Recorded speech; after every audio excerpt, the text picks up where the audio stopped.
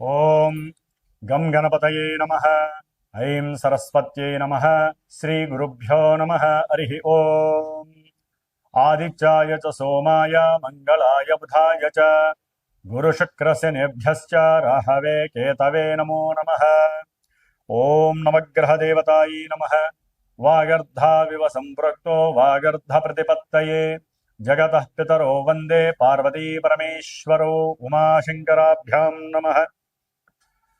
వీక్షిస్తున్నటువంటి ప్రేక్షకులందరికీ కూడా సూర్యనారాయణుడి యొక్క అనుగ్రహముతో ఆయురారోగ్యములు అష్టైశ్వర్యములు కలగాలని, అలాగే మనకి ఈ ఫిబ్రవరి మాసంలో 13వ తేదీ నుండి కూడా మార్చి 14వ తేదీ వరకు సూర్యుడు మకర రాశిలోంచి కుంభరాశిలోకి తన యొక్క సంచారాన్ని సంక్రమణం ద్వారా ప్రవేశించబోతున్నాడు.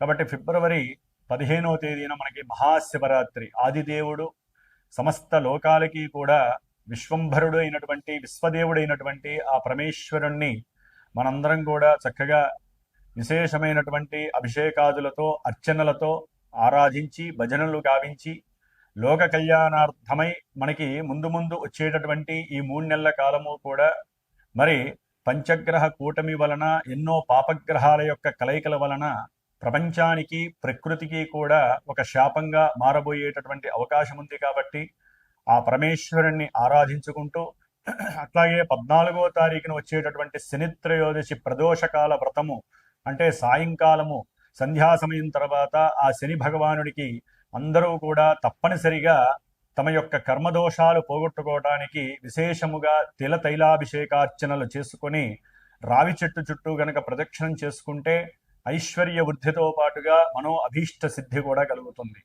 ముఖ్యంగా మనకి ఈ ఫిబ్రవరి మాసంలో సూర్య సంక్రమణంతో పాటుగా ఇప్పటికే రాహువు కుంభరాశిలో తిష్ట వేసుకొని అది శని ఇంట్లో మరి వ్యాపారానికి బుద్ధికి నరాలకి తెలివితేటలకి మనం మాట్లాడే ప్రతి మాటకి సంభాషణలకి కూడా బంధుమిత్రాదులతో కలయికతో పాటుగా అన్ని రకాలైనటువంటి యాక్టివిటీస్కి శరీరం అసలు చేతనత్వంగా ఉండాలంటే బుధగ్రహము మరి విశేషమైనటువంటి ఫలిత రూపకంగా మనకు ఉండాలి.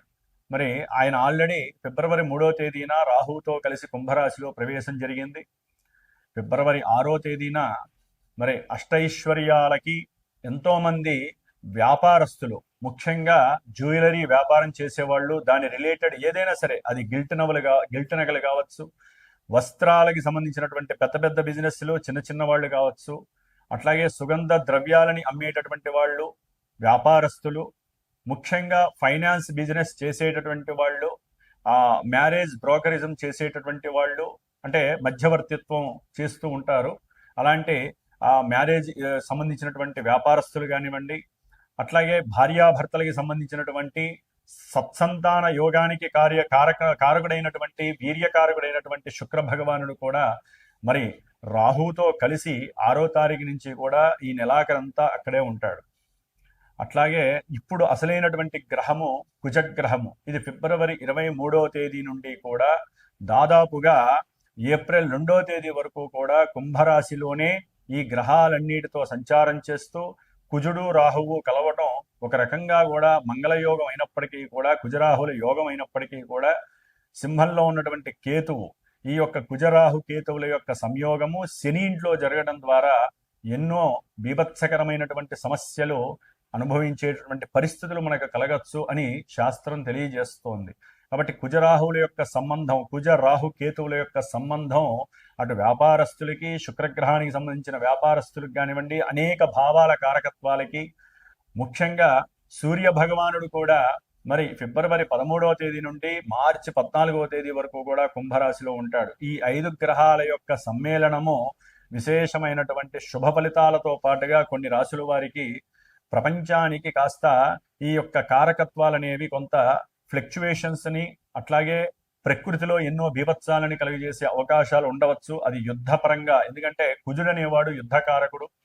అట్లాగే భూకంపాలకి సంబంధించిన వారు, అది వాయుతత్వ రాశిలో ఉన్నటువంటి గ్రహాలన్నీ కూడా ముఖ్యంగా రాజకీయ నాయకుల యొక్క పదవి గండాలు కావచ్చు, రాజకీయ నాయకుల యొక్క పెద్ద పెద్ద వాళ్ళు ఎవరైనా కావచ్చు, వారి యొక్క ఆరోగ్యం సరిగ్గా లేకపోవటము, అనారోగ్యపరంగా ఇబ్బందులు, ఏదైనా ఎలక్షన్స్ కనుక జరిగినట్లయితే ఆ ఎలక్షన్స్కి సంబంధించినటువంటి ఎన్నో ఇబ్బందులు, అంటే అక్కడ ఒక రకంగా చెప్పాలంటే యుద్ధ వాతావరణం నెలకొల్పేటటువంటి పరిస్థితులు ఈ పంచగ్రహ కూటమి తెలియజేస్తోంది.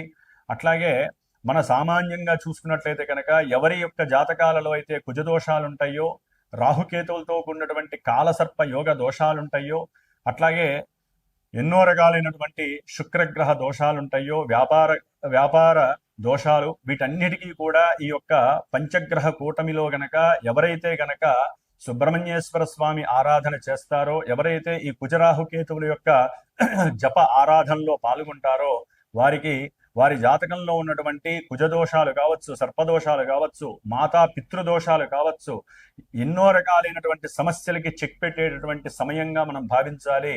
ఎందుకంటే 5 గ్రహాల కూటమి అంటే ఎన్నో రకాలైనటువంటి విపరీతమైనటువంటి అనర్థాలు జరిగే అవకాశం కొన్ని రాశులకు ఉంటుంది. ప్రపంచం దేశగోచారంలో మరి అది ప్రపంచం మీద వ్యాప్తి చెందుతుంది. కానీ మనకి ఎవరికి జాతకాలు వాళ్ళకు ఉంటాయి కాబట్టి రాశుల రీత్యా కావచ్చు, జన్మ జాతకంలో లగ్న రీత్యా కావచ్చు, జరుగుతున్నటువంటి దశ అంతర్దశలు, ముఖ్యంగా కుజ మహర్దశ గాని, రాహు మహర్దశ గాని, కేతు మహర్దశ గాని, శని మహర్దశ గాని, ఈ పాపగ్రహ మహర్దశలు జరుగుతున్నా, మరి రాహుతో కలిసినటువంటి ఈ సూర్యుడు, బుధుడు, శుక్రుడు యొక్క దశలు అంతర్దశలు జరుగుతున్నా, వీరి యొక్క దశల్లో వారి జాతకంలో ఎక్కడైనా సరే దోషాలు ఉన్నట్లయితే అవి కాస్త ఇబ్బంది పెట్టేటటువంటి పరిస్థితి ఈ యొక్క పంచగ్రహ కూటమి వలన కనపడుతోంది. కాబట్టి దాదాపుగా ఫిబ్రవరి అంటే మార్చి 1 నుంచి కూడా కుజుడు శతభిష నక్షత్రంలోకి వస్తాడు. అది ఇంకా భీభత్సకరమైనటువంటి సందర్భము. కాబట్టి ఫిబ్రవరి 23వ తేదీ నుండి కూడా దాదాపుగా మనకి 77 రోజులు, అంటే 70 రోజులు అనుకోండి, 70 రోజులు అంటే మే 10వ తారీఖు వరకు కూడా ఈ కుజ రాహు కేతువుల యొక్క శనిగ్రహ యొక్క ప్రభావం. ఎందుకంటే ఏప్రిల్ 2వ తేదీ నుండి కూడా మే 10వ తేదీ వరకు కుజుడు మీనరాశిలో శనితో కలిసి ఉంటాడు. ఇది మహా దోషప్రదమైనటువంటిది. కాబట్టి ఎన్నో రకాలైనటువంటి దోషాలను కలుగజేసేటటువంటి ఈ దోషాన్ని మనం హరింపజేసుకోవటానికి మా యొక్క శ్రీమాత జ్యోతిషాలయ పీఠం తరపున నేను 70 రోజులు ఈ యొక్క కుజగ్రహానికి, రాహుకేతువులకి, శనికి సంబంధించినటువంటి జపాన్ని ఆచరిస్తూ, ముఖ్యంగా ఈ యొక్క కేతుగణ దోషాలు మఖానక్షత్రంలోకి కేతు అనేటటువంటి వాడు ప్రవేశిస్తున్నాడు దాదాపుగా మనకి మార్చి 1 నుంచి. కాబట్టి ఇంకా దోషాలు ఎక్కువయ్యే అవకాశం ఉంటుంది. కాలసర్ప యోగ దోషం కూడా పడుతోంది. అంటే రాహుకేతువుల మధ్యలోనే గ్రహాలన్నీ కూడా సంస్థాపితమై దాదాపుగా మనకి కాలసర్పయోగ దోషం అనేటటువంటిది ఉండే అవకాశం ఉంటుంది జూలై 1 వీక్ వరకు కూడా. కాబట్టి ఈ యొక్క 70 రోజులు కూడా నా యొక్క పీఠంలో, నా యొక్క ఆధ్వర్యంలో నాచే చేయబడుతూ, ముఖ్యంగా ఈ యొక్క సుబ్రహ్మణ్య ఆరాధన విశేషంగా జరిపి, మధ్యలో మార్చి 1 వీక్ తర్వాత అంటే ఏప్రిల్ సమయంలో నేను అష్టవినాయక దర్శనం, పూణేలో ఉన్నటువంటి అష్టవినాయకుల యొక్క దర్శనము, అట్లాగే సుబ్రహ్మణ్యేశ్వర స్వామికి సంబంధించినటువంటి దైవ తీర్థాలని కూడా సంచరించి, మధ్యలో 1-2 సార్లు సుబ్రహ్మణ్య పాశుపత హోమాలని, సంతానం కలక్కపోయినా వారి గురించి కావచ్చు, వివాహం కానిటువంటి వారికి, వివాహమై దాంపత్య అనుకూలత సరిగ్గా లేనటువంటి వారికి, మతిస్థిమితం సరిగ్గా లేనటువంటి వారికి, వ్యాపారంలో నష్టాలు అనుభవిస్తున్నటువంటి వారికి, అట్లాగే ఎవరికైతే జన్మజాతకంలో ఎంత కష్టపడ్డా కూడా 10 రూపాయలు దాచుకోలేని పరిస్థితి, సంపాదించలేని పరిస్థితి ఉన్నటువంటి వారు కావచ్చు, ముఖ్యంగా సంతానహీనత, గర్భవిచ్ఛిన్న దోషాలు కలిగేటటువంటి వాళ్ళు, జన్మజాతకంలో ఉన్నటువంటి కుజరాహు కేతువుల యొక్క దోషాలు ఉన్నటువంటి వాళ్ళు తప్పకుండా సంప్రదించండి. మరి ఈ యొక్క కార్యక్రమానికి 70 రోజుల యొక్క కార్యక్రమానికి డైరెక్ట్గా నాకు ఫోన్ చేసినట్లయితే కనుక దానికి సంబంధించినటువంటి నియమాలు ఏ విధంగా ఆచరించాలి, మీరు ఏ విధమైనటువంటి మంత్రాలు, అర్చనలు ఈ 70 రోజులు చేసుకుంటే కొన్ని రాసుల వారికి ఆ యొక్క అవయోగాలు తొలగిపోయి యోగాలు కలుగుతాయో నేనే డైరెక్ట్గా మీకు తెలియజేస్తాను. అట్లాగే జాతక పర్యవేక్షణ ద్వారా కూడా ఎన్నో విషయాలు మీరు తెలుసుకోవచ్చు. ముఖ్యంగా 12 రాశుల్లో మేషాది రాశి నుంచి మీనరాశి పర్యంతం కూడా మనకి ఈ 12 రాశులలో ఈ యొక్క గ్రహస్థితుల యొక్క పంచగ్రహ కూటమి ప్రభావం ఏ విధంగా ఉంటుందో తెలుసుకునేటటువంటి విషయంలోకి వెళుతూ, ఓం తత్పురుషాయ విద్మహే మహాసేనాయ ధీమహి తన్న షణ్ముఖ ప్రచోదయాతు. శ్రీ వల్లీ దేవసేనా సమేత శ్రీ సుబ్రహ్మణ్యేశ్వర అనుగ్రహ సిద్ధిరస్తు. మకర రాశి. మకర రాశి వారికి ఫిబ్రవరి 13 నుంచి మార్చి 14 వరకు కూడా అష్టమాధిపతి అయినటువంటి సూర్య భగవానుడు ద్వితీయ రాశి అయినటువంటి కుంభరాశిలో తన యొక్క సంక్రమణం సంచారించే మరి దాదాపుగా 5 గ్రహాలు వీరికి ధనస్థానంలో ఉండటం చాలా యోగ్యకరంగా కూడా మనం భావించాలి. ముఖ్యంగా అందులో బుధ శుక్రుడు.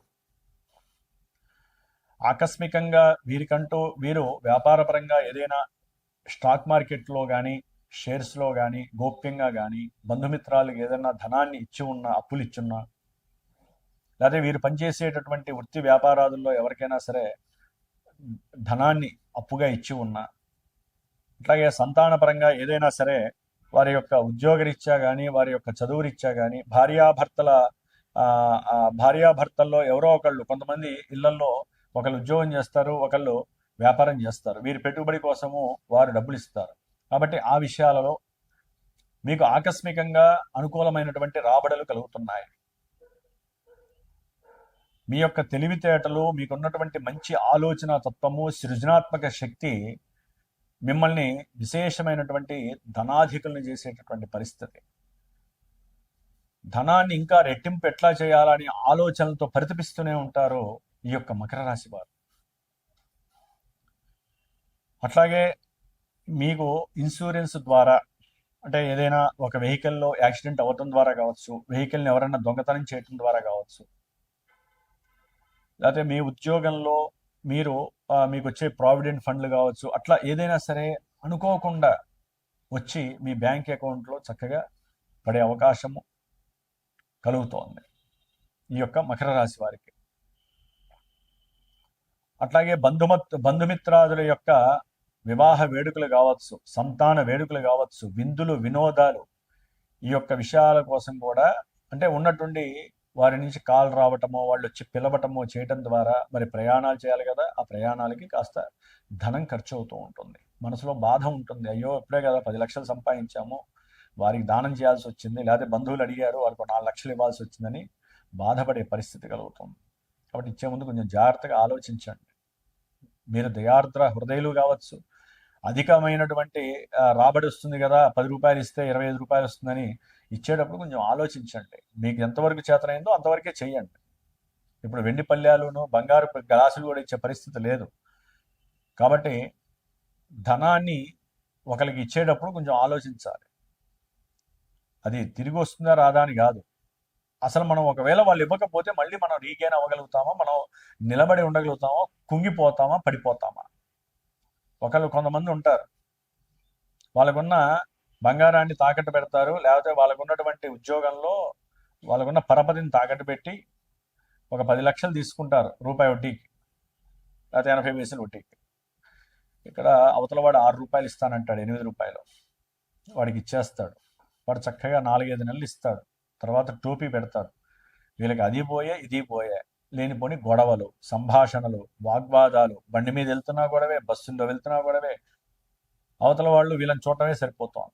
కాబట్టి ధన విషయంలో ఎవరికి వాళ్ళు అనుభవించండి. తినాలా తినేసేయండి, కుటుంబంలో కొనాలా కొనేసేయండి. మీ గురించి మీరు కుటుంబం గురించి ఖర్చు పెట్టేసుకోండి. అవతల వాడికి ఇచ్చే పరిస్థితులు ఈ రోజుల్లో లేవు. ఒకవేళ మీరు ఇచ్చిన ఒక 1000 రూపాయలు దానం చేయండి, 10,000 ఇవ్వండి, పోతే 10,000తోనే పోతుంది. అనవసరమైనటువంటి దాన ధర్మాదులు, లేనిపోని ఇబ్బందులు కొని తెచ్చుకోవడం కన్నా ప్రశాంతంగా మీ డబ్బును మీరు వృధా చేసుకుంటే పోయేదేమీ లేదు. కాబట్టి మకర రాశి వారు కొంచెం జాగ్రత్త వహించండి. ఎందుకంటే వీరికి ధనస్థానంలోనే 4 గ్రహాలు, చక్కగా 5 గ్రహాలు కూటమిగా కలిసి ఉన్నాయి. అందులో అష్టమాధిపతి రవి కూడా ఉన్నాడు. ఆరోగ్యం క్షీణించడం ద్వారా, లేకపోతే తండ్రి గారి యొక్క ఆరోగ్యపరమైన కొన్ని సమస్యల వలన మీకు ధనం నష్టం కలగడానికి అవకాశం ఉంది.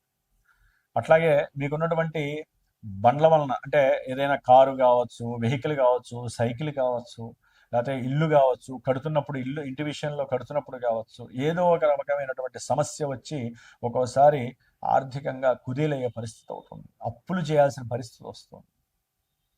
అవి అమ్మేసినా మీకు సరిపడా డబ్బు దొరకదు, అంత పరిస్థితి. దాని ద్వారా కుటుంబంలో సరైనటువంటి అనుకూలమైనటువంటి మాట తీరు కూడా మీరు ప్రదర్శించలేరు. ఊరినే కోపం వస్తుంది, ఆలోచన నశిస్తుంది. ఉప్పు కారాలు ఎక్కువ తినకండి, అవి తింటే ఇంకొంచెం ఎక్కువ అవుతుంది, బాధ ఎక్కువైపోయి ఆ మాటలు ఇంకొంచెం కోటలు దాడతాయి. కాబట్టి మసాలాలు అవన్నీ తగ్గించండి, లేకపోతే కోపం ఎక్కువైపోతూ ఉంటుంది. మీ నోట్లోంచి వచ్చే ప్రతి మాట కూడా వాయువు కన్నా గొప్ప ఫాస్ట్గా వెళ్ళిపోతుంది. సంభాషణ, మాట ఈ రెండు కంట్రోల్ చేసుకోండి. సంభాషించేటప్పుడు 1-4 సార్లు ఆలోచించండి, పోయేదేమీ లేదు. మీ వ్యక్తిత్వాన్ని కోల్పోకండి మకర రాశి వారు.